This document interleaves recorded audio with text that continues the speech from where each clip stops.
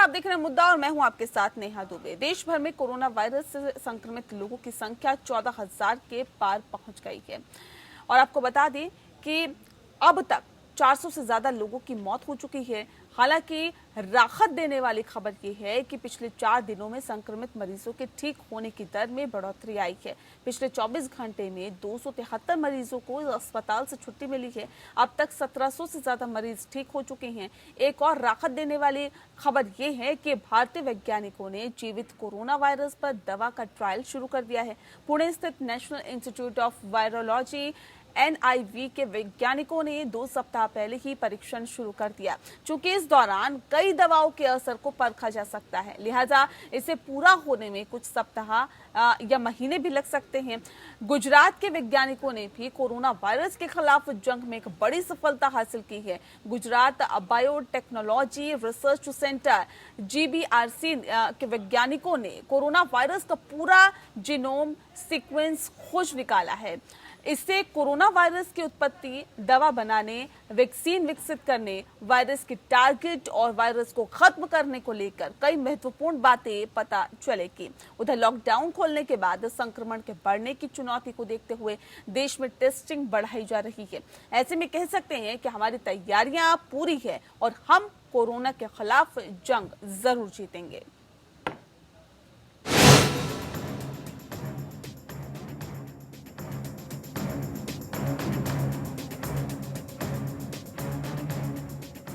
Corona virus से संक्रमित मरीजों के ठीक होने की दर में पिछले 4 दिनों में बढ़ोतरी देखने को मिली है और ये शुक्रवार को 13.6% हो गई।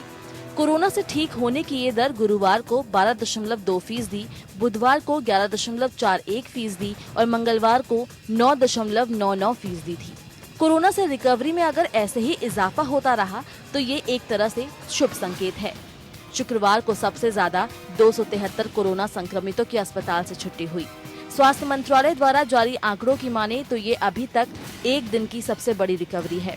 स्वास्थ्य मंत्रालय ने बताया कि देश में कोरोना केस के बढ़ने में 40% की कमी आई है और 80% मरीज ठीक हो रहे हैं। सरकारी आंकड़ों के मुताबिक कोरोना वायरस के खिलाफ जंग में अब तक 1700 से ज्यादा लोग जीत हासिल कर चुके हैं और वो पूरी तरह से स्वस्थ हो चुके हैं। स्वास्थ्य मंत्रालय के संयुक्त सचिव लव अग्रवाल ने बताया कि लॉकडाउन से पहले देश में कोरोना के मामले 3 दिन में दोगुना हो रहे थे, लेकिन पिछले 7 दिनों के आंकड़ों के अनुसार अब ये मामले 6.2 दिनों में डबल हो रहे हैं। 19 राज्यों और केंद्र शासित प्रदेशों में तो कोरोना के मामले दुगना होने की दर राष्ट्रीय औसत से भी कम है।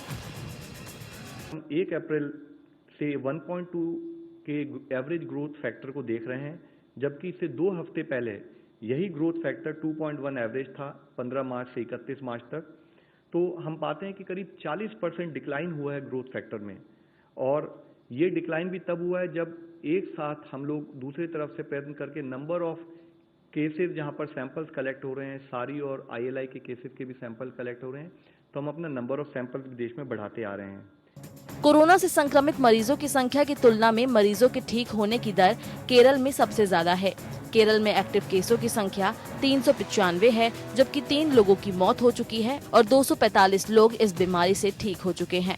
वहीं दूसरे राज्यों की तुलना में महाराष्ट्र, दिल्ली और तमिलनाडु कोरोना वायरस से लगातार संघर्ष कर रहे हैं। इन राज्यों में कोरोना मामलों में बढ़ोतरी देखने को मिल रही है, जबकि राजस्थान, पंजाब और बिहार जैसे राज्यों ने कोरोना वायरस की बढ़ती रफ्तार को कम करने का कुछ हद तक काम किया है। इस बीच भारतीय आयुर्विज्ञान अनुसंधान परिषद ICMR ने बताया कि अप्रैल के पहले सप्ताह में वायरस का ड्रग ट्रायल शुरू हो चुका है। डिपार्टमेंट ऑफ बायोटेक्नोलॉजी और ICMR के वैज्ञानिक वैक्सीन के शोध अध्ययन में जुट चुके हैं। महाराष्ट्र के पुणे स्थित national institute of virology NIV में वायरस को आइसोलेट किया गया है।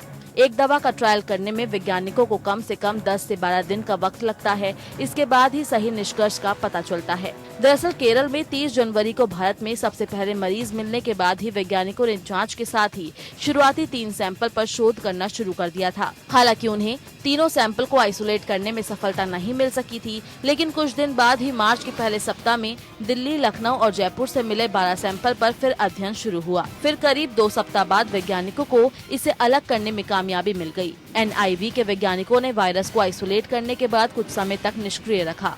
इसके बाद जीवित वायरस की कई प्रतिक्रियाएं भी तैयार की गई ताकि 1 से 2 दवाओं का अलग अलग समूह में ट्रायल शुरू किया जा सके। चीन, ऑस्ट्रेलिया, कोरिया, जर्मनी और अमेरिका के साथ भारत को भी कोरोना वायरस आइसोलेट करने में सफलता मिली है, पर वायरस आइसोलेट करने के 15 दिनों में ड्रग का ट्रायल भारत में ही हो सका है। वैज्ञानिकों के अनुसार भारत और चीन के वायरस के 3 में से 2 सैंपल में 99.98% समानता मिली थी। ICMR का कहना है कि कोरोना वायरस का उपचार खोजने के लिए सबसे पहले हमें ये देखना होगा कि कौन सी दवा कोरोना वायरस को बेअसर करती है। इसके लिए एक पैरामीटर और दवाओं की सूची तैयार की जा रही है जो इस वायरस के नेचर से जुड़े रोगों में इस्तेमाल होती है। चूँकि नोवेल कोरोना वायरस इन्फ्लुएंजा जैसा ही है, इसलिए वैज्ञानिक भी दवा ट्रायल को उसी के अनुसार दिशा दे रहे हैं। इसके लिए करीब 4 से 5 तरह की दवाओं को शामिल किया गया है। इस बीच गुजरात के वैज्ञानिकों ने कोरोना वायरस के खिलाफ जंग में एक बड़ी सफलता हासिल की है। Gujarat biotechnology research centre GBRC के वैज्ञानिकों ने कोरोना वायरस का पूरा जीनोम सीक्वेंस खोज निकाला है। करीब 100 सैंपल का DNA टेस्ट किया गया, जिसके बाद ये सफलता मिली। जीनोम सीक्वेंस से कोरोना वायरस की उत्पत्ति, दवा बनाने, वैक्सीन विकसित करने, वायरस के टारगेट और वायरस को खत्म करने को लेकर कई महत्वपूर्ण बातें पता चलेंगी। सीमित संसाधनों के बावजूद महामारी से लड़ाई को हमारे वैज्ञानिकों ने और भी मजबूत कर दिया है। महज 30 दिन के भीतर ही इन्होंने दर्जन भर से ज्यादा जांच किट तैयार कर दी है, जो विदेशों की तुलना में न सिर्फ सस्ती है बल्कि आधे से भी कम समय में संक्रमण का पता लगा सकती है। 10 lakh rapid antibody indigenous kit भी मई तक तैयार हो जाएंगे। इसके अलावा PPE, वेंटिलेटर, ऑक्सीजन, इन सब पर भी वैज्ञानिक काम कर रहे हैं। लॉकडाउन खुलने के बाद संक्रमण के बढ़ने की चुनौती को देखते हुए देश में अब टेस्टिंग बढ़ाई जा रही है। ऐसे में ये कह सकते हैं कि हमारी तैयारियां पूरी है और हम कोरोना के खिलाफ जंग जरूर जीतेंगे। Bureau report. जी हाँ, तो देश भर में कोरोना वायरस से संक्रमित लोगों की संख्या 14,000 के पार पहुंच गई है और अब तक 400 से ज्यादा लोगों की मौत हो चुकी है। हालांकि राहत देने वाली बात यह है कि पिछले 4 दिनों में संक्रमित मरीजों के ठीक होने की दर में बढ़ोतरी आई है, यानी कि लोग बहुत जल्दी रिकवर कर रहे हैं।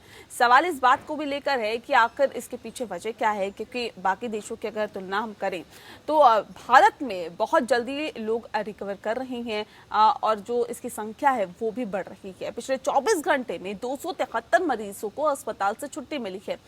अब तक 1700 से ज्यादा मरीज ठीक हो चुके हैं। एक और राहत देने वाली खबर ये है कि भारतीय वैज्ञानिकों ने जीवित कोरोना वायरस पर दवा का ट्रायल शुरू कर दिया है। पुणे स्थित national institute of virology NIV के वैज्ञानिकों ने 2 सप्ताह पहले ही परीक्षण शुरू कर दिया। चूंकि इस दौरान कई दवाओं के असर को परखा जा सकता है, क्योंकि जाहिर तौर पे वैक्सीन इसकी तैयार की जा रही है, तो बहुत गहनता से इस पर रिसर्च किया जा रहा है। न सिर्फ भारत बल्कि पूरा विश्व इसकी वैक्सीन तैयार करने की कोशिश कर रहा है। तो ऐसे में कोशिशें लगातार जारी है, लेकिन इस बीच मरीजों की जो संख्या है, जो ठीक होने वाले मरीजों की संख्या है, वो भारत में राहत जरूर पहुंचा रही है, लेकिन 14,000 के पार यह आंकड़ा पहुंच गया। संक्रमित मरीजों की जो संख्या है वो 14,000 के पार पहुंच गई है। ऐसे में एहतियात जहां बरतने की जरूरत है, वहीं पूरे देश भर में संपूर्ण लॉकडाउन लगाया गया है। 3 मई तक ये लॉकडाउन है, लेकिन इस बीच जिस तरह से राहत लोगों को दी जा रही है, इस बीच हमारे साथ कनिष्क यादव जी जुड़ गए हैं, जो कि नर्सिंग ऑफिसर है, कोविड-19 वार्ड में अभी पोस्टेड हैं, एम्स दिल्ली से सीधे हमारे साथ जुड़े हुए हैं। बहुत स्वागत है आपका कनिष्क यादव जी। सवाल इस बात को लेकर है कि जिस तरह से लगातार कोरोना वायरस के खिलाफ देश एकजुटता के साथ जंग लड़ रहा है, लेकिन 14,000 के पार संक्रमित मरीजों की संख्या अब पहुंच गई है। ऐसे में 1 अप्रैल से अब तक देखिए, या पिछले 4 दिनों की भी अगर हम बात करें तो तकरीबन 40% की कमी आई है कोरोना संक्रमित लोगों में। तो किस तरह से इसे देखते हैं आप? ये सब तो मैम लॉकडाउन का ही नतीजा है, और जो लोग 130 करोड़ जो भारत की जनता आज अपने घरों में बैठी है और प्रधानमंत्री और जितनी भी तमाम राष्ट्रीय सरकारें हैं उनमें बिलीव करते हुए कि हाँ हमने मिलकर कोरोना को हराना है, ये उसी का नतीजा है कि जो ग्राफ है वो डे बाई डे नीचे ही आएगा। और जैसे मीडिया के थ्रू भी जो लोग जागरूक हो रहे हैं वो अपने घरों से निकल रहे हैं, जिनके भी थोड़े भी साइन सिम्टम आ रहे हैं, और होपफुली ये जल्द मतलब भारत है जो कोरोना पे जीत पाएगा इससे। जी चलिए, इस बीच हमारे साथ डॉक्टर DS राइस जी भी जुड़ गए हैं, महासचिव है IMA के, दिल्ली से सीधे हमारे साथ जुड़े हुए हैं। बहुत स्वागत है डॉक्टर साहब आपका। और साथ ही हमारे साथ डॉक्टर विबुध प्रताप सिंह जुड़ गए हैं, कार्डियोलॉजिस्ट हैं, फोर्टिस एस्कॉर्ट दिल्ली से हमारे साथ जुड़े हैं। विबुध प्रताप जी, बहुत स्वागत है आपका भी। एक सवाल मेरा विबुध प्रताप जी आपसे, क्योंकि यहाँ पर अगर हम देखें कोरोना मरीजों की संख्या जहाँ कितनी तेजी के साथ बढ़ रही थी, उसमें 40% की कमी आई है। ये जाहिर तौर पे कहा जा सकता है देश के लिए एक बड़ी राहत की बात है।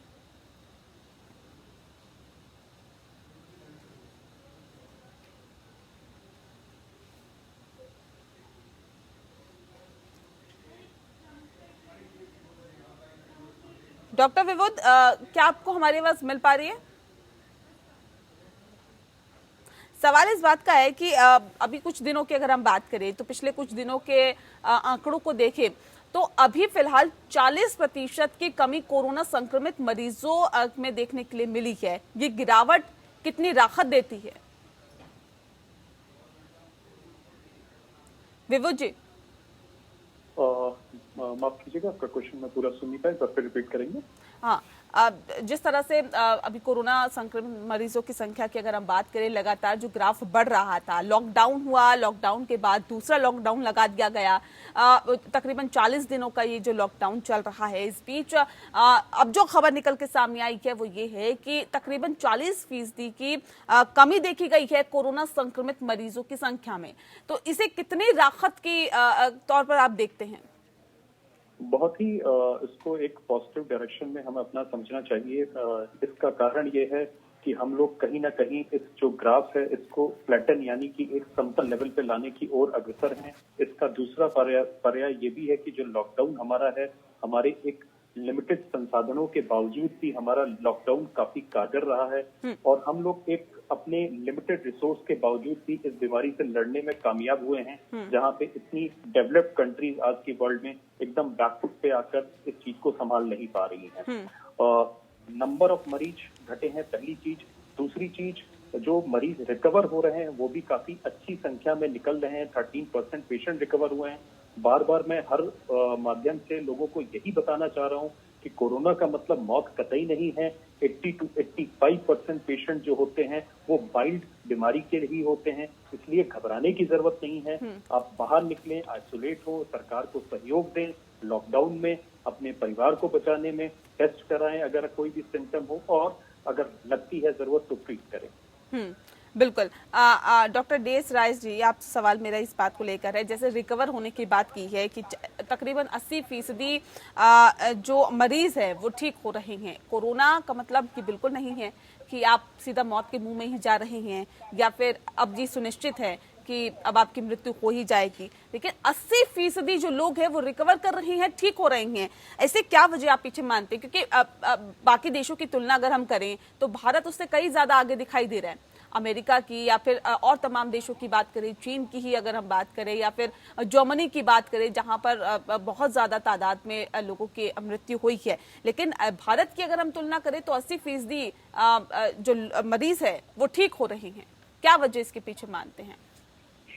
नेहा जी, आपने बहुत अच्छी बात पूछी और मैं इसका श्रेय सबसे पहले अपनी भारतीय सरकार कर्मियों को। अगर हम लोगों ने शुरू से इसके बारे में जागरूकता नहीं लाई होती, जो आज यूरोप की कंट्रीज का हाल है या अमेरिका का हाल है या इंग्लैंड का हाल है, तो हमारा हाल भी उससे बदतर होता। लेकिन इतनी जागरूकता आपने खासतौर से मीडिया ने और डॉक्टर कम्युनिटी ने और हर जगह पर यह कहा कि इस बीमारी का हमारे पास कोई कारगर इलाज नहीं है, और इलाज है तो सिर्फ एक आपका सोशल डिस्टेंसिंग है और हैंड हाइजीन है। अगर आप इसको लेके चलोगे तो आपको कभी भी कोरोना नहीं होगा। सेकंड चीज, ये हमने शुरू में कहा कि अगर कोरोना आपको के पास नहीं आएगा जब तक आप उसको लेने के लिए घर के बाहर नहीं जाओगे। तो भाई तुम घर के बाहर रहो, घर के अंदर रहो। एक वो चीज हुई। दूसरी चीज, हाइजीन इतनी अच्छी और हमारी एक कम्युनिटी है, लोग फॉलो कर रहे हैं। हमारे रिकवरी के जो केसेस हैं वो दिन ब दिन बढ़ रहे हैं और वो एक वाकई में खुशी की बात है। लेकिन नेहा जी, मैं कहूंगा एज ए डॉक्टर हमें कंप्लेसेंट होने की जरूरत नहीं है। अभी लड़ाई बड़ी लंबी है। अगर हमने थोड़ी भी ढील, दोबारा एक डेंजर जोन जाने में कोई टाइम नहीं लगेगा। अभी आने वाले हमारे लिए ये 10-15 दिन अभी भी बहुत बड़े क्रुशियल हैं। अगर हमने अपने डिसिप्लिन को, पब्लिक को मना लिया, समझा लिया, तो मैं आपको विश्वास दिलाता हूं कि हम कोरोना के ऊपर जीतेंगे। और अगर हम लोगों ने जिस प्रकार से कुछ लोग अपने ये लॉकडाउन को तोड़ रहे हैं, कुछ लोग जमात के ऊपर इधर उधर से कर रहे हैं, कुछ लोग डॉक्टर्स को मार रहे हैं, ये अगर घटनाएं रोज होती रही, सोशल डिस्टेंसिंग को न किया, शादी ब्याह में 5 की जगह आप 500 बंदे जा रहे हो, जहां आप नमाज नहीं पढ़ना चाहिए वहां पे 40 बंदे जा रहे हो, सब कुछ बंद है, तो आप ये थोड़ा मान के चलिए कि सब कुछ बंद है। तो मैं नहीं सोचता हूँ कि हमें कोई दिक्कत आएगी। और ये जरूर कहूंगा कि इसके अंदर सबसे बड़ा रोल हमारी सरकार का है, केंद्रीय सरकार का और राज्य सरकारों का। ठीक है। उन्होंने बिल्कुल अब देखिए हॉट स्पॉट बना दिए। बिल्कुल हॉट स्पॉट के अंदर इतना बिल्कुल लगातार सक्रिय दिखाई दे रही है केंद्र सरकार भी और राज्य सरकार भी। कनिष्क यादव जी, क्योंकि आप कोविड-19 वार्ड में ही हैं और लगातार देश सेवा में लगे हुए हैं, सवाल इस बात को लेकर है कि लगातार सरकार अपने स्तर पर काम कर रही है, लेकिन अभी तक कोई वैक्सीन इसके लिए तैयार नहीं की गई है। पूरा विश्व इसके कहीं ना कहीं कोशिशों में लगा हुआ है। बड़े बड़े डॉक्टर्स लगातार रिसर्च कर रहे हैं कि किसी तरह से इसकी वैक्सीन तैयार की जा सके। बावजूद इसके कोई वैक्सीन अभी तक तैयार नहीं है। तो कौन कौन सी ऐसी दिक्कतें आती है? क्योंकि देखिए कोशिश लगातार की जा रही है आप लोगों की तरफ से भी, क्योंकि 80% अगर मरीज ठीक हो रहे हैं तो इसके पीछे डॉक्टर्स का बहुत बड़ा हाथ है। इम्यूनिटी सिस्टम तो स्ट्रांग होता ही है मरीजों का, वो अपना कितना बेहतर तरीके से कर पाएंगे, लेकिन उसके पीछे डॉक्टर्स किस तरह से लगे हुए हैं ये वाकई देखने वाली बात है। और सबसे बड़ी बात ये भी है कि क्या कुछ आपको दिक्कतें आ रही हैं इस दौरान, जैसे इलाज कर रही हैं, क्या कुछ तकलीफ हो रही है उस वक्त? जो मरीज बेसिकली जो ठीक हो रहे हैं, जो एक तो जो अडल्ट है, दूसरा उनमें कोई कोमोर्बिडिटी नहीं है। इसका मतलब कि कोई जैसे बीपी शुगर की अलग से उनकी कोई बीमारी नहीं है जो पहले से ही थी। और जो दिक्कतें जो हमें फेस करनी पड़ रही हैं, एक तो ऐसा कुछ नहीं है जो नॉर्मल जैसे हम पीपीई पहनते हैं। पीपीई को पहनना अपने आप में एक जंग लड़ने के जैसा है कि आप 1 घंटे आपको इतनी ज्यादा गर्मी लगती है पहनने के बाद, और 1 घंटे के बाद आप पूरी की पूरी बॉडी आपके अंदर से गीली हो जाती है, पूरी बॉडी वेट हो जाती है स्वेटिंग से, और फिर आप नेक्स्ट 4 घंटे शिवरिंग नहीं निकालते हो। मतलब इधर तो हमें सर्दी लग रही होती है और स्टार्टिंग में हमें गर्मी लग रही होती है, फिर आप बीच में पानी वगैरह कुछ भी नहीं पी सकते, आप कुछ भी मूवमेंट नहीं कर सकते। हमें पूरा ध्यान सावधानी बरतनी होती है कि हमारी एक छोटी सी भूल हमें पॉजिटिव कर सकती है। जैसा कि आप देख रहे हो कि बहुत सारे जो मेडिकल प्रोफेशनल्स हैं, हेल्थ केयर वर्कर हैं, वो पॉजिटिव आ रहे हैं। हमारी कहीं ना कहीं काम के दौरान छोटी सी एक जो चूक है वो हमें पॉजिटिव कर रही है। तो बट जो है ऑल इन ऑल अगर देखा जाए तो जो हेल्थ केयर वर्कर हैं वो कम्प्लीटली डेडिकेटेड हैं, हाईली पॉजिटिव है कोरोना को हराने के लिए। और मेरी पूरी उम्मीद है कि हमारी तरफ से जो है हम 100 नहीं 200% ऑलरेडी दे रहे हैं। बिकॉज जिस माहौल में हम जो काम कर रहे हैं इसके लिए हम कभी ट्रेन नहीं हुए थे। ये कोरोना ने हमें ट्रेन अलग से जो है हमें स्पेशल ट्रेनिंग देके ट्रेन किया गया है। बट होपफुली जो है हेल्थ केयर वर्कर हैं जो जिसमें सफाई कर्मचारी भी आते हैं और टेक्नीशियन भी आते हैं, आप बिलीव नहीं करेंगे बहुत ही ज्यादा पॉजिटिव है, ना केवल ह्यूमैनिटी के लिए मतलब मानव देश सेवा के लिए। उनमें सब में एक जज्बा है कि हाँ हम देश को जितवा के दिखाएंगे। मतलब बिल्कुल डॉक्टर विविध, क्योंकि स्वास्थ्य मंत्रालय के संयुक्त सचिव लव अग्रवाल ने कहा था कि लॉकडाउन का बहुत बड़ा असर देखने के लिए मिला है। लॉकडाउन से पहले वायरस जो कोरोना वायरस है वो 2 गुने मामले हो रहे थे महज 3 दिन में, लेकिन अब ये बता रहे हैं कि 7 दिनों की जो आंकड़ों के अनुसार ये जो खबर निकल के सामने आई है, जो आंकड़े निकल के सामने आई हैं, तो 6.2 दिन लग रहे हैं 2 गुने आंकड़े होने में। तो किस तरह से देखते हैं इसे, लॉकडाउन का कितना प्रभाव पड़ा है?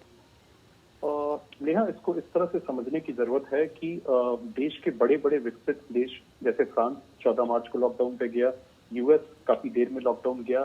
इतना बड़ा डिसीजन एक डेवलपिंग इकोनॉमी को लेना बहुत बड़ा स्टेप होता है। लॉकडाउन इफेक्टिव सबसे एक मैकेनिज्म होता है जिससे कि हम इस बीमारी को निपट सकते हैं, हम उसको कम्युनिटी स्प्रेड से बचा सकते हैं।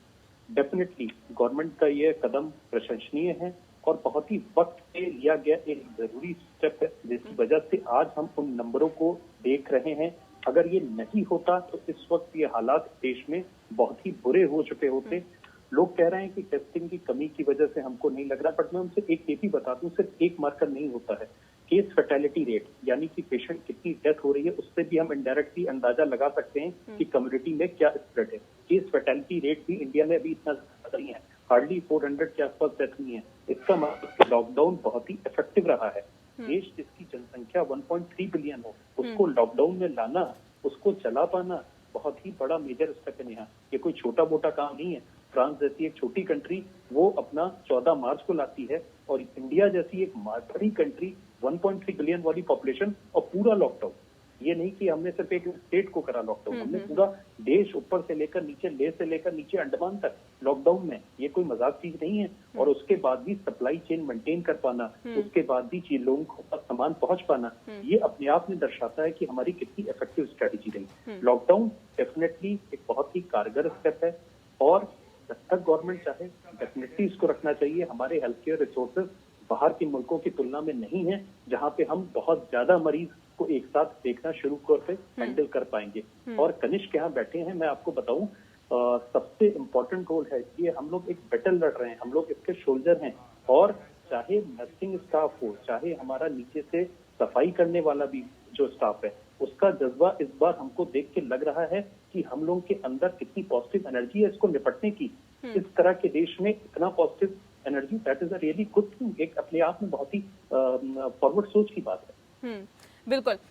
डॉक्टर DS राय जी, सवाल ये भी है कि अगर लॉकडाउन ना होता तो क्या हमारे देश में इतनी स्वास्थ्य सेवाएं थी या इतनी व्यवस्थाएं थी कि हम इस कोरोना से जंग लड़ पाते? देखिए, बड़ी कहूँगा बड़ी दुख भरी चीज होती है अगर हमारी सरकार ने टाइम पे लॉकडाउन न किया होता, तो जो आज इस वक्त हालत अमेरिका की है, या जो हालत इटली की हो चुकी है, या फ्रांस की, जर्मनी की, हमारी हालत उससे बदतर होती। मैं बदतर क्यों कह रहा हूँ, जैसा भी डॉक्टर साहब भी कह रहे थे, इसमें एज ए डॉक्टर मुझे मानने में कहीं शर्म नहीं आती। हम इतने साधन संपन्न नहीं है जितना कि अमेरिका, इंग्लैंड, फ्रांस और जर्मनी है। लेकिन उसके बावजूद देखिए, हिंदुस्तान ने एक नक्शा दे दिया दुनिया, हर चीज से लड़ सकते हैं। आपको मैं बताऊं, 100 से लेकर 10,000 होने में हिंदुस्तान को 30 दिन लगे, और यही 100 मरीज से 10,000 होने के अंदर अमेरिका को सिर्फ 7 दिन लगे। आप यहां से पता लगा लीजिए, आज हमारा जो डबलिंग टाइम है वो 7.2 आ रहा है, और अगर ये 7.2 आ रहा है तो उसका सबसे बड़ा कारण हमारा लॉकडाउन है। WHO भी कहता रहा, वर्ल्ड की सारी हस्तियां भी कहती रही ट्रम्प साहब को कि आप लॉकडाउन कीजिए, वो किसी के नहीं माना, क्योंकि उसकी प्रायोरिटी इकोनॉमिक के ऊपर थी। He was not ready. वो कहता है मैं इकोनॉमिक को सफर नहीं करने दूंगा, जान कैसा सफर हो जाए, ये कभी नहीं हो सकता। आप इटली को ले लीजिए, वो लोग भी कुछ सोचते रहे, जर्मनी भी सोचता, लेकिन हमारी सरकार ने कहा कि अगर जान है तो जहान है, अगर मैंने जान बचा ली तो जहान तो मैं बचा दूंगा। और उस चीज के ऊपर मैं कहूंगा कि आज लॉकडाउन ही हमारे पास एक रास्ता था जो हमने करके दिखा दिया है। और आगे मैंने पहले भी आपसे कहा कि हमको आने वाला 10-15 दिन और भी क्रूशियल है।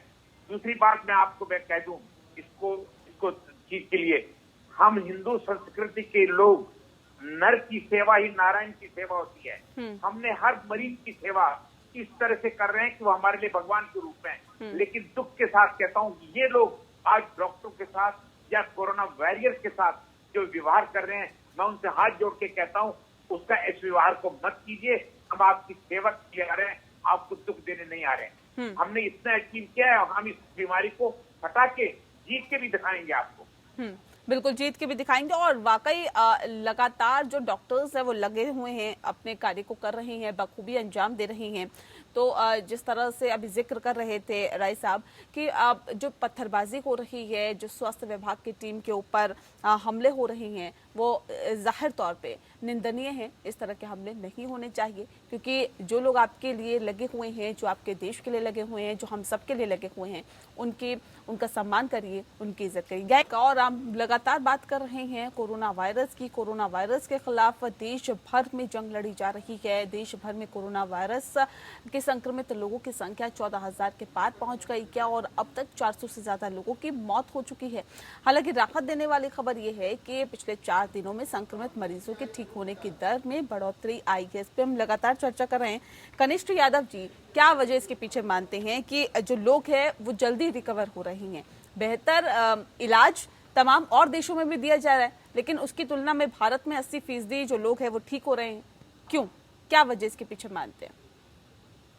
एक दो कारण है जो इसका मेन है। तो एक तो जो पहले से ही हम बताते आ रहे हैं कि जो एक्सपर्ट भी ये बोल रहे थे कि इंडियन से ये वायरस है जो कम, इसकी जो फैटेलिटी रेट है वो कम होगी।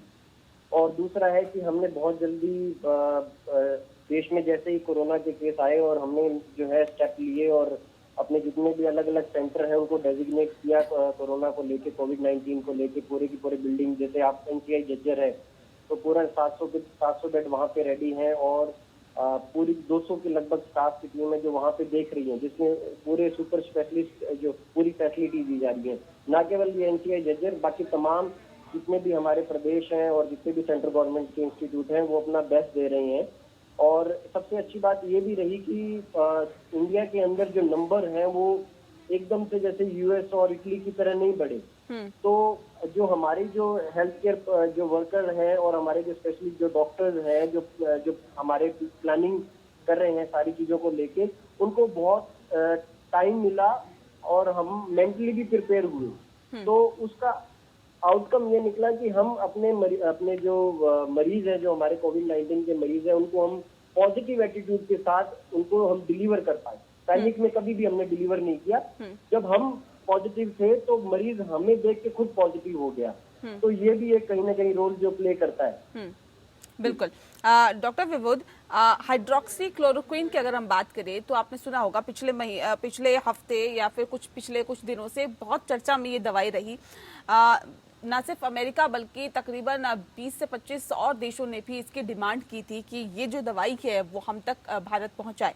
लेकिन ऐसे में क्या आप मानते हैं कि कोरोना वायरस से निपटने के लिए या फिर उससे ठीक होने के लिए हाइड्रोक्सी क्लोरोक्विन दवा कितनी मददगार साबित हो रही है? क्योंकि आप खुद उससे जंग लड़के वापस लौटे हैं, तो आपको क्या लगा कि ये जो दवा है वो कितनी कारगर है? देखिए, ऐसा है कि कोई भी अभी डेफिनेटिव जो ड्रग है जो कि कोरोना को ठीक कर दे, ऐसी कोई भी ड्रग नहीं है। पहली चीज, हाइड्रोक्सी क्लोरोक्विन के 2 इंडिकेशन है इंडिया में। पहली चीज prophylaxis in health worker, second severe cases हैं, वहीं पे यूज हो रही है। वर्ल्ड ओवर इसके डाटा अभी आ रहे हैं क्योंकि बीमारी ये 3 से 4 महीने के बीच की है।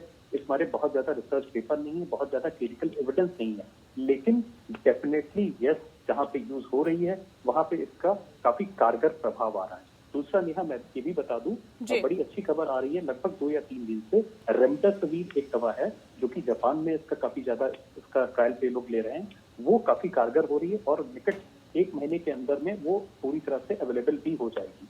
तो हम लोगों का जो एक मानना है कि इंडिया का जो ग्राफ है वो लगभग मई 1st या 2nd वीक में जहाँ पे फ्लैटेंड होगा, उस टाइम तक होपफुली ये दवा हमारे पास हो जानी चाहिए। हाइड्रोक्सी क्लोरोक्विन, दूसरी चीज मैं बता दूं जनरल पब्लिक को, इसको अपने आप से अगर आपके पास है तो इसको बिना किसी डॉक्टरी परामर्श के मत लीजिएगा।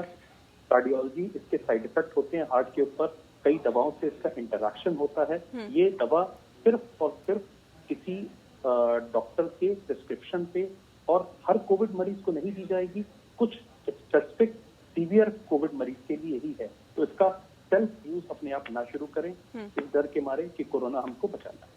हेल्थ वर्कर्स के लिए डेफिनेटली जरूरी है, तभी गवर्नमेंट ने स्टेप स्टॉप करें। DS राय साहब, BCG वैक्सीन पर ICMR अगले सप्ताह से ही इस पर रिसर्च शुरू करेगा, अध्ययन शुरू करेगा, लेकिन सवाल ये भी है कि कितनी उम्मीद इससे है? मैं समझा आपका क्वेश्चन, प्लीज रिपीट। जी नेहा जी, जरा क्वेश्चन फिर रिपीट कीजिए। जी, BCG वैक्सीन पर ICMR अगले सप्ताह से अध्ययन शुरू करेगा, कितनी उम्मीद आपको है कि वैक्सीन तैयार की जा सकती है? देखिए, BCG के ऊपर अध्ययन जो होगा, जो इस प्रकार के जो डाटा हमको मिल रहे हैं, जो बच्चे जैसे हिंदुस्तान के अंदर जैसे ही बच्चा पैदा होता है विदिन 24 आवर BCG का इंजेक्शन लगा देते हैं। हम लोग यहाँ पे जितने डॉक्टर बैठे हैं सबको BCG लगा हुआ है। तो ये इस प्रकार की स्टडी बताई जा रही है कि जिनको BCG लगा हुआ है उनकी इम्यूनिटी इसके थ्रू बढ़ जाती है। अब आईसीएमआर ने ये बीड़ा उठाया कि हम इसको इन्वेस्टिगेट करें कि वाकई में जो नॉन बीसीजी पर्सन है जिनको नहीं लगा, आप देखिए यूरोप कंट्री के अंदर बीसीजी, क्योंकि वहां पे ट्यूबरकुलोसिस होते ही नहीं है, तो हिंदुस्तान के अंदर ट्यूबरकुलोसिस आज भी बहुत ज्यादा है। वर्ल्ड के सबसे ज्यादा केसेस ट्यूबरकुलोसिस के हिंदुस्तान में है। तो हिंदुस्तान के अंदर टीबी को हराने के लिए बीसीजी तो पहला टीका है। अब स्टडी से मालूम पड़ेगा कि वाकई में कितना फायदा है। सेकंड चीज आप ये बता रही है कि जो वैक्सीन है, वैक्सीन के ऊपर हमारे देश के अंदर भी 6-7 कंपनी लग गई हैं और पूरे विश्व के अंदर सारी इसका वैक्सीन बनाने के लिए लग गई हैं, क्योंकि कोरोना वायरस एक नया वायरस आया और ये बड़ा खतरनाक है। जब तक की वैक्सीन नहीं आएगा इससे हमको छुटकारा नहीं मिलेगा। आज अगर ये खत्म भी हो गया कोई भरोसा नहीं, 3 महीने के बाद 6 महीने के बाद दोबारा स्पोरेडिकली उठ जाए, तो हम डॉक्टर कम्युनिटी, सारा वर्ल्ड ऑर्गेनाइजेशन, हेल्थ ऑर्गेनाइजेशन इसके लिए भी तैयार है। इसको ये न मान के चलें कि आज हमने यहाँ पे 0 कर दिया तो नहीं आएगा। हो सकता है जैसे फ्लू हमेशा आता रहता है, ऐसा ना हो जाए। तो vaccination against corona is the only answer. उसके बिना हम लोग नहीं जीत पाएंगे, हमेशा हमारे ऊपर तलवार लटकती रहेगी। ठीक है, डॉक्टर कनिष्क आपसे जानना चाहेंगे कि किस तरह से आखिर कौन कौन सी ऐसी दवाइयां दी जा रही है जिससे कि कोरोना जो मरीज है वो ठीक हो रही हैं, ऐसी कौन कौन सी दवाइयां दी जा रही है? अभी तो मैम सिर्फ जो है प्रोफाइलेक्सिस में या जो भी पेशेंट आ रहे हैं में HCQ उनको दी जा रही है, और इसके अलावा बाकी जो दवाइयाँ हैं वो सारी सिम्टोमेटिक है, और या अगर वो उनके बीपी शुगर अगर और कोई उनकी पहले से ही टैबलेट चल रही थी तो वो दी जा रही है। HCQ जो है वो सभी पेशेंट के लिए कॉमन है, वो सभी को दी जा रही है। ठीक है डॉक्टर विभुद, जिन लोगों को पहले से ही किसी तरह की दिक्कतें हैं, जैसे कि हाइपरटेंशन की प्रॉब्लम है या फिर शुगर की प्रॉब्लम है या फिर बीपी की प्रॉब्लम है, उन मरीजों का ठीक होना कितना मुश्किल होता है और वो डॉक्टर्स के लिए कितनी बड़ी चुनौती होती है? इस वाले एज ग्रुप में 2 एज ग्रुप हैं 60 के ऊपर, जिनके ऊपर इस बीमारी का रिस्क ज्यादा होता है। तभी हम सारे एग्रेसिव नजर 60 के ऊपर के बुजुर्गों को बता रहे हैं। 80 के ऊपर बहुत ही ज्यादा रिस्क इसका बढ़ जाता है। तो ये जो बीमारियां हैं ये जिस ग्रुप में है, जैसे कि ब्लड प्रेशर, हार्ट की बीमारी, बहुत ज्यादा वजन, ओबेसिटी, शुगर की बीमारी, इम्यूनो कॉम्प्रोमाइज कोई स्टेटस, इन मरीजों में इस बीमारी का रिस्क टू डेथ ज्यादा होता है। बट अगेन नेहा, इसका मतलब ये नहीं है कि 60 के ऊपर किसी को ये बीमारी हुई तो उसका मतलब कि वो एक उसके लिए एक डेफिनेटिव वो हो गया कि हम उसको समझें कि उसके लिए घातक है। अगर प्रॉपर इलाज, अगर प्रॉपर सही से इलाज हो तो वो चीज अपना बॉडी रिकवर कर लेती है। दूसरी बात मैं ये भी बताना चाहूंगा नेहा, जो हम लोग का फर्क है, जैसे कि न्यूयॉर्क में नर्सिंग होम से ही, मतलब कि जहाँ पे उनके यहाँ बुजुर्ग एक ज्यादातर एक एज के बाद एक नर्सिंग होम में रहते हैं, जहाँ पे मतलब कि ओल्ड एज होम जैसा होता है, वहां से ही उनकी मॉर्टेलिटी 3,500 की। हम लोगों का समाज का स्ट्रक्चर ऐसा है जहाँ बुजुर्ग हमारे साथ हमारे परिवार में रहते हैं और हम उनको एक बहुत ही इज्जत वाली लाइफ देते हैं, वो सेक्लूडेड होते हैं अपनी कम्युनिटी से। तो हमें मुझे लगता है कि उस ग्रुप में हम लोग ज्यादा कारगर होंगे, कामयाब होंगे बनिस्बत किसी भी डेवलप्ड कंट्री से। जी ठीक है DS राय साहब, क्योंकि हमने देखा कि लगातार जो मरीजों की संख्या है वो ठीक होने वाली मरीजों की संख्या भी बढ़ रही है। हालांकि कोरोना संक्रमित मरीजों की संख्या भी बढ़ती हुई दिखाई दे रही है, 14,000 के पार पहुंच गई है। क्या लगता है, क्योंकि सरकार की तरफ से तो अब ये कहा जा रहा है कि मुकम्मल इंतजामात हैं, देश में 1919 अस्पताल बनाए गए हैं जो कि कोरोना के लिए स्पेशल बनाए गए हैं, 1.173,000 आइसोलेशन बेड्स तैयार कर दिए गए हैं। लेकिन क्या लगता है कि उसकी जरूरत ना पड़े, इसके लिए क्या कुछ आगे इंतजामात किए जाने चाहिए? लॉकडाउन तो है, लेकिन आगे और क्या कुछ कदम उठाए जाए कि इसकी भी जरूरत ना पड़े? देखिए, ये हम तारीफ करेंगे सरकार की कि जिस वक्त पहला केस कोरोना का आया और उसका जो हमने स्प्रेड देखा, तो अगर लॉकडाउन ना किया होता तो आज हमारे देश के अंदर भी 4 लाख से ज्यादा पेशेंट हो जाते। अगर 4 लाख पेशेंट हो जाते तो हमको कितने बेड की जरूरत पड़ेगी, ये उसी वक्त प्लानिंग चालू हो गई।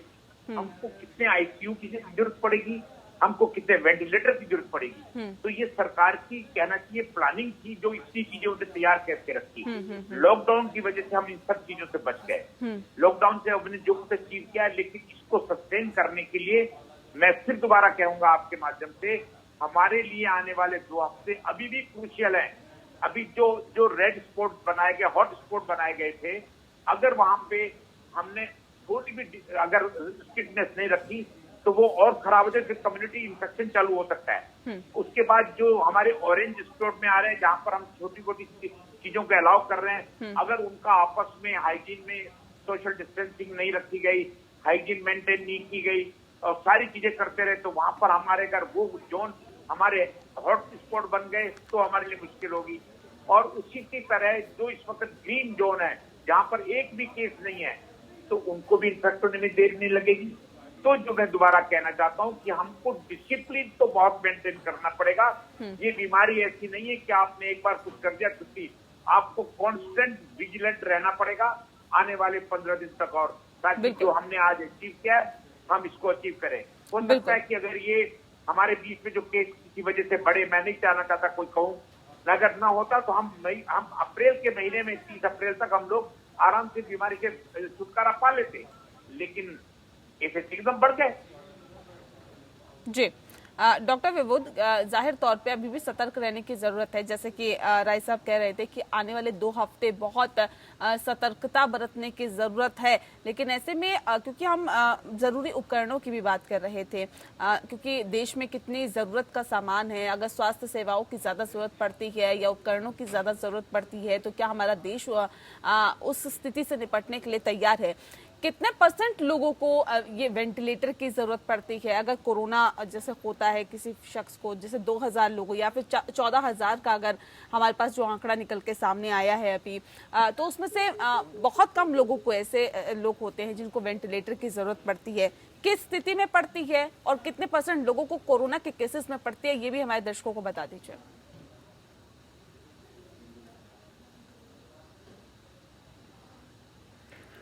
डॉक्टर विबुध, क्या आप हमें सुन पा रहे हैं? लगता है आवाज नहीं पहुंच पा रही है। बहरहाल कनिष्क यादव जी भी लगातार हमारे साथ जुड़े हुए हैं और डॉक्टर DS राय जी भी हमारे साथ जुड़े हुए हैं। कनिष्क यादव, आपसे मेरा सवाल है, क्योंकि ऐसे भी बहुत कम % केसेस ऐसे होते होंगे जिनको वेंटिलेटर की जरूरत पड़ती होगी। आपने डॉक्टर साहब का जो आपने सवाल किया उसका जवाब मैं दे देता हूँ जी। तो अभी तक जितने भी आप मोर्टेलिटी देखी है, जितने भी डेथ केसेस देखे हैं, आप उनको ऐड कर लीजिए और इसमें सिर्फ आप 1% को और ऐड कर लीजिए जो अभी तक वेंटिलेटर की जरूरत पड़ी है। ये तो एक्चुअली ये जो है नंबर पे डिपेंड करता है मैम। बेसिकली ना, जब हमारे पास नंबर होंगे तो हम हेल्थ केयर वर्कर अपना, जैसे अभी 100% दे रहे हैं। अभी मान लो आप, मेरी एफिशिएंसी 6 पेशेंट देखने की है, फॉर एग्जाम्पल मेरे ऊपर 12 पेशेंट हो गए, तो मेरी एफिशिएंसी है जो कॉम्प्रोमाइज हो जाएगी। जब पेशेंट आता है और वो बेड रिडन हो जाता है, जब उसको बोल दिया जाता है कि आप आइसोलेशन में रहोगे, तो क्या होता है कि जब बेड रिडन के बाद जो लंग्स हैं उसमें जो है सर जो उसका लंग्स के अंदर जो है जब पानी भरना हम जिसको बोल देते हैं या इफ्यूजन जिसको बोलते हैं, वो शुरू हो जाता है। जो ये ज्यादा होता है बच्चों में और बूढ़े लोगों में। तो ऐसी सिचुएशन में जब हमारे ऊपर वर्क प्रेशर ज्यादा है, प्लस जो ओल्ड एज ग्रुप के और बच्चे हमारे पास ज्यादा है, तो मोर्टेलिटी जो है वो इंक्रीज होगी। लेकिन अभी जिस हिसाब से चल रहे हैं, हम 100 नहीं 200% दे रहे हैं और आप मोर्टेलिटी है वो जो है सिर्फ 3% या 4% के आप वेंटिलेटर की जो जरूरत है वो 3 से 4% तक है। लेकिन अगर हमारे ऊपर ये जितना लोड बढ़ता जाएगा, ये रेट बढ़ते हुए भी देरी नहीं लगेगी। ठीक है डॉक्टर विबुध, क्योंकि कई चीजें ये भी निकल के सामने आई, कई डॉक्टर्स की शिकायत थी, कई मेडिकल स्टाफ की शिकायत थी कि उन्हें जरूरी उपकरण मुहैया नहीं कराए गए हैं, उनकी सेफ्टी के लिए जो उपकरण है वो मुहैया नहीं कराए गए हैं, सेफ्टी के लिए जो सामान होता है वो नहीं दिया गया डॉक्टर्स को, नर्सिंग स्टाफ को, मेडिकल स्टाफ को, जिससे कि वो सेफली अपने जो उनके पास पेशेंट्स आ रहे हैं उनका इलाज कर सके या उनको इलाज मुहैया करा सके। इस बात में कितनी सच्चाई है? नेहा, देखिए ऐसा है कि हम लोग अभी इतनी बड़े पैमाने पर कोई भी देश एक्सपेक्ट नहीं कर रहा था। US, फ्रांस, कहीं भी हो, हर जगह PPE किट की कमी आ रही है। और लॉकडाउन का एक पर्पस ये भी होता है कि बीमारी का ग्रोथ कम हो रही हो, और सेकंड में उस बीच हमारे पास टाइम है बाहर से वो सामान मंगाने का या लोकली उसको प्रोड्यूस करने का। अगेन अगर आप सोचो यूएस और फ्रांस जैसी जगह में कमी होगी तो एक कंट्री जिसकी पॉपुलेशन के अंदर कई सारे यूएस और फ्रांस समा जाएं तो वहां पे वो दिक्कत होना लाजमी है। अगेन तभी मैं इसी बात के लिए कह रहा हूँ, जो एकदम फ्रंट लाइन वर्कर हैं जैसे कनिष्क बैठे हैं सामने, इन लोगों के जज्बे से हम लोगों को सलाम करना चाहिए। जो स्टाफ हमारा है सलाम करना चाहिए कि इन सब चीजों के बावजूद भी जुटे हुए हैं और पूरी तरह से आगे बढ़ के लड़ने के लिए अपना पूरा तन मन धन दे रहे हैं। जैसे जैसे ये लॉकडाउन का पीरियड काम पास आएगा बढ़ेगा और हम उसके एंड की तरफ आएंगे, हमारे पास संसाधन उम्मीद है कि हम पूरी तरह से जुटा कर लेंगे। जी राय साहब, आपसे जानना चाहूंगी क्योंकि इस तरह के भी मामले सामने आए थे जब ये कहा था कि जो जरूरी सामान लोगों के पास नहीं है, डॉक्टर्स के पास नहीं है, जिससे कि वो अपना जो मरीज आते हैं उसका इलाज कर सके। तो ऐसे में कोरोना के संक्रमित मरीजों का इलाज करने में इस सिचुएशन में कितनी दिक्कतें आती है? जब डॉक्टर्स के पास ही जरूरी उपकरण नहीं है तो वो कैसे इलाज कर पाएगा मरीजों का? देखिए, ये शुरू में परेशानियां आई थी, कोई दो राय नहीं है, पीपी की कमी थी और आदरणीय प्रधानमंत्री जी ने हमारी नेशनल मेडिकल एसोसिएशन जितनी भी है, स्पेशलिस्ट एसोसिएशन, सबके साथ उन्होंने वीडियो कॉन्फ्रेंसिंग करके उनसे पूछा। हम लोगों ने अपनी सारी दिक्कतें बताई, हमारी जो शॉर्ट कमिटी वो बताई। उसी तरह से हेल्थ मिनिस्टर ने हिंदुस्तान की सारी मेडिकल एसोसिएशन जिसकी स्टेट के अंदर 32 एसोसिएशन है, उनके प्रेसिडेंट सेक्रेटरी से बात की। हम लोगों ने उनको जो इनपुट दिया उसी वक्त उन्होंने डैमेजिंग कंट्रोल चालू करके उस चीज को दिया। उसके बावजूद जहां जहां पर हमारे पास पीपीई नहीं थे, हमने मरीज को मना नहीं किया। एक्स्ट्रा प्रिकॉशन, एक मास्क N95 मास्क की एकदम शॉर्टेज हो गई। लोग बागों ने हमने शुरू से ये कहना चालू कर दिया कि मास्क मास्क मास्क मास्क, फिर कहना हमने चालू कर दिया मास्क की जरूरत नहीं है, तो लोगों ने मास्क उठा के घर में स्टोर कर दिए और जिनको चाहिए तो उनको मास्क नहीं मिल रही थी। तो उसके बाद हमने कहा भाई कुछ नहीं है, आप सर्जिकल मास्क डबल लगाइए, ट्रिपल लगाइए, लेकिन पेशेंट को मत जाने दीजिए। अगर एक पेशेंट भी हमारा हमसे छूट गया तो न जाने कितनों को वो जाके इन्फेक्ट करेगा। तो मैं कहता हूँ कि जो स्टार्टिंग और किसी ने भी नहीं सोचा था कि ये महामारी इतना बड़ा रूप ले लेगी, हर चीज तैयार नहीं थी। आज देखिए हमारे पास मास्क वगैरह आने में अभी हमारे पास आ रहे हैं, किट हमारे पास अभी 2 दिन पहले आए हैं। इसको पता था कि हमें 6 लाख से 10 लाख किट की जरूरत पड़ेगी, हमें 1 करोड़ मास्क की जरूरत पड़ जाएगी। लेकिन जो कुछ भी हुआ, हमारे प्रधानमंत्री जी ने कहा भाई आप लोगों को किसी मास्क के N95 की जरूरत नहीं है, सर्जिकल मास्क की जरूरत नहीं है, आप लोग अपना अंगोछा बांध लीजिए, रुमाल बांध लीजिए, मुंह को ढक के रखिए। तो ये इस एजुकेशन ने हमको ठीक है, बूस्ट दिया। ठीक है राय साहब, सवाल ये भी है कि 3 मई के बाद जब लॉकडाउन को खोला जाएगा तो कितनी बड़ी चुनौती होगी, कोरोना संक्रमित की संख्या बढ़े ना बढ़े, इसके लिए इसको रोकना ये कितनी बड़ी चुनौती होगी सरकार के सामने, डॉक्टर्स के सामने? नहीं, वो मैं वही बात कर रहा हूँ कि आने वाले 2-3 हफ्ते लिए हमारे लिए बहुत क्रूशियल है। हम किसी कॉम्प्लेसेंट नहीं हो सकते कि हमने अचीव कर लिया, अब हमें कोई नहीं हरा सकता। नहीं, हमारी थोड़ी सी लापरवाही हमारे लिए खतरा बन सकती है। और अगर जैसे मैं कहूंगा कि सरकार ने, देखो सारे इंटेलिजेंट लोग बैठे हैं, वो रोज आपस में मिलकर एक चीजों की दिक्कतों को देख रहे हैं और स्टेजेस के अंदर काम दे रहे हैं। गरीबों को, मजदूरों को परेशानी ना हो, उनका रोजगार से परेशानी ना हो, सरकार ने लेबर इंसेंटिव उनको दे दिया, मनरेगा वालों को काम करने के लिए कह दिया, एग्रीकल्चर वालों को कह दिया और उसमें ये कहा गया कि जो भी स्टेट में या जो भी तालुका जिस विलेज में हो, इनको सोशल डिस्टेंसिंग मेंटेन कराइए। ऐसे के पूरी कंट्री को पूरे हमारे 1 साल के लिए तो आप लॉकडाउन कर नहीं सकते, लेकिन जो जो चीजें खोली जाएंगी उसके ऊपर स्ट्रिक्ट विजिलेंस रखी जानी चाहिए और मैं सोचता हूँ सरकार रखेगी। और हमारी भी जिम्मेदारी बन जाती है कि हम सरकार के द्वारा दिए गए डायरेक्शन को पूरा फॉलो करें, नहीं तो बहुत मुश्किल होगा। मैं कल रात को एक वीडियो देख रहा था, डिफेंस मिनिस्टर ऑफ इजराइल, एक बहुत वायरल हो रहा है। वो कहते हैं कि भाई सोशल डिस्टेंसिंग, देखिए उसने बहुत अच्छी बात कही है, सोशल डिस्टेंसिंग जो हेल्प कर रही है, हाइजीन जो कर रही है, लेकिन मैं सब लोगों से ये कहना चाहता हूँ, जो मैं भी अब कहता हूँ कि हर घर के अंदर बुजुर्ग लोग हैं, बुजुर्ग लोगों की इम्यूनिटी बहुत कम होती है, बच्चों से दादा दादी के साथ खेलने की, पोतों नातियों की बहुत इच्छा होती है। तो उसका ये कहना था कि उनसे रिक्वेस्ट करते हैं उनको बड़े बुजुर्गों के पास ना जाने दें, क्योंकि अगर जो वो इन्फेक्ट हो गए तो मुश्किल हो जाएगी।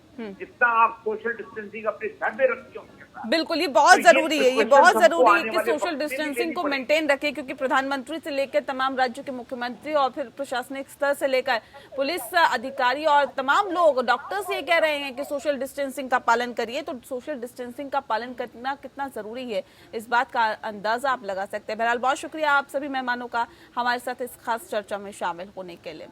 तो जिस तरह से कोरोना संक्रमित मरीजों की रफ्तार बढ़ रही है, उनकी जो संक्रमितों की जो संख्या है वो बढ़ रही है, लेकिन उसी रफ्तार से अब ये कहा जा सकता है कि जो कोरोना संक्रमित मरीज है वो ठीक भी हो रहे हैं। तो ये राहत की कहीं ना कहीं बात है, लेकिन यहाँ पर लोगों को अपना कर्तव्य समझने की जरूरत है, अपनी जिम्मेदारी समझने की जरूरत है।